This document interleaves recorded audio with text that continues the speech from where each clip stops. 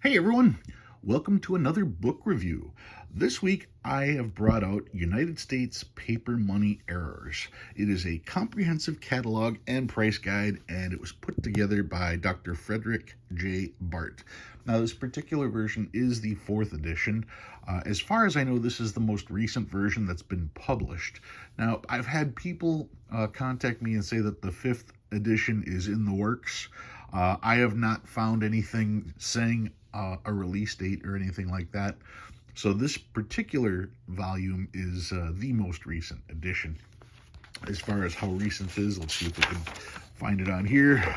It should be right in here. Where is it? All rights reserved.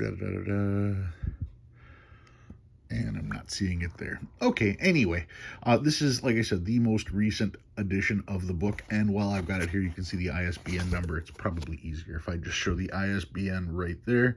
That way, if you want to try to look it up, you can. Now, the book itself is black and white, which is fine. You don't need the detailed description of color pictures, but the last few pages of the book are in color. You can see the glossy pages here. You can just barely make out some of the colors. Not the greatest example, but yet somehow they went through with the ads. Oh, there we go. There's color examples of the notes right there. And you can just see that they show the note in full color, and yes, these are upside down for a reason. These are inverted overprints and stuff.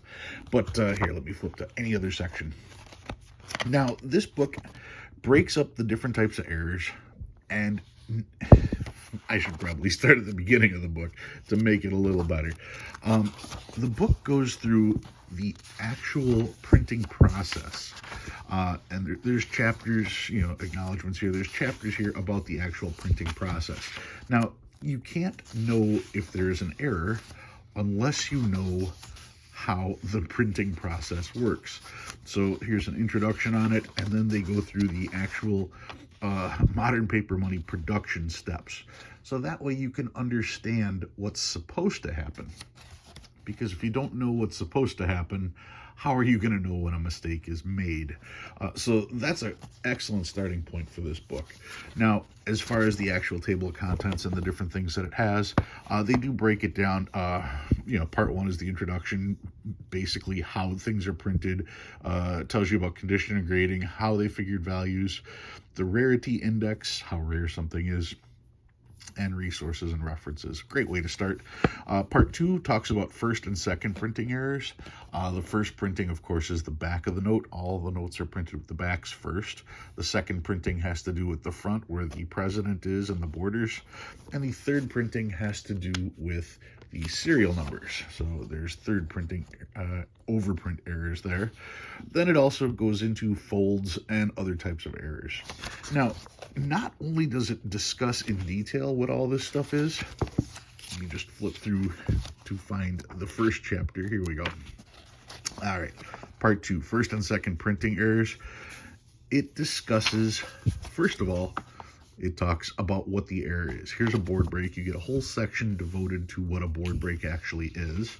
And then they actually show you multiple examples on multiple notes. They show you what a minor error would be, a moderate error, and a major error.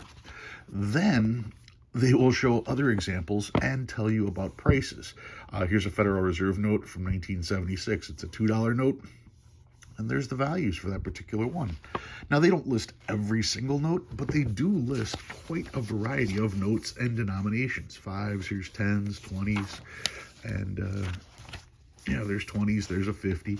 So whenever they have an actual example to show, they do their best to show it in just about every denomination. So if you happen to run across an error, you can match the type of error to the denomination of note and get a much better example of value. Now, like I said, this is the fourth edition, so it isn't quite up to date with the prices. The fifth edition is supposed to be on its way, but still, it's one of the most clear examples of the difference between a $50 error and a $5,000 error. Now, some of the other things that you're going to note, here it talks about double denominations. That's where the front has one type of note and the back has a different type.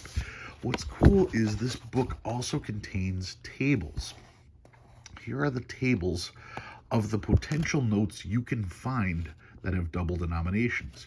Now, it does that for a lot of the more rare errors. Table of mixed denomination sets here, and just by flipping through and, obviously seeing the pictures, you can see errors all the way up to the $1,000 bill, the different values on those. It's really, really, really informative. But like I said, just by flipping through this book, you're going to start to see other tables as well. There's a table. Which one is this? Serial number census of overprints on back. Okay, for the 1977A, and so on down the line. What I'm getting at is this book is not only loaded with examples, but you also here, table of mismatched block letters. Now you're able to actually go through your own collection to double check for stuff you may have missed over because, well, here you go. Here is where the known examples are. Now, that is what makes this such an interesting tool. I've shown different portions of this book before. What do we have here? Table of mismatched serial numbers. Yeah, if a serial number is mismatched, it's likely to be mismatched for a small portion of the print run. So here's an entire chart showing where you can find these. So yeah, to be able to just go through these tables and check with your own collection, you may discover something you didn't notice before.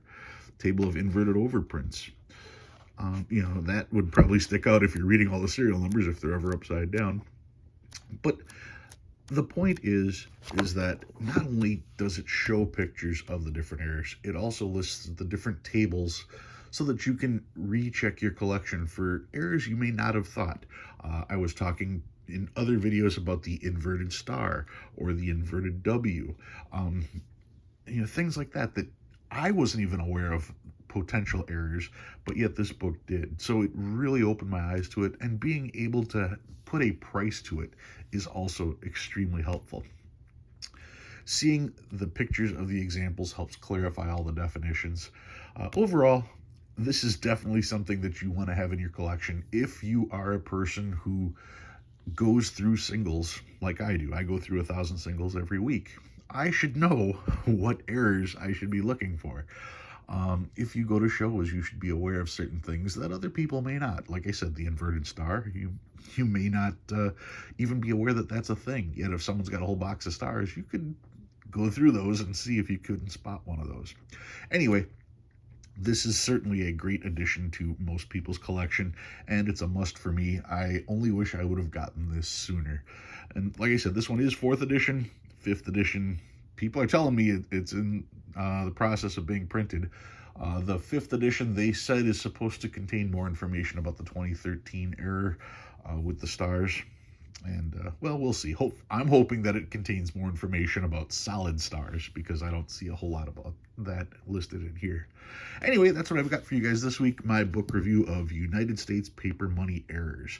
To me, a must-add to your collection. Guys, thanks for watching. I'll see you next week.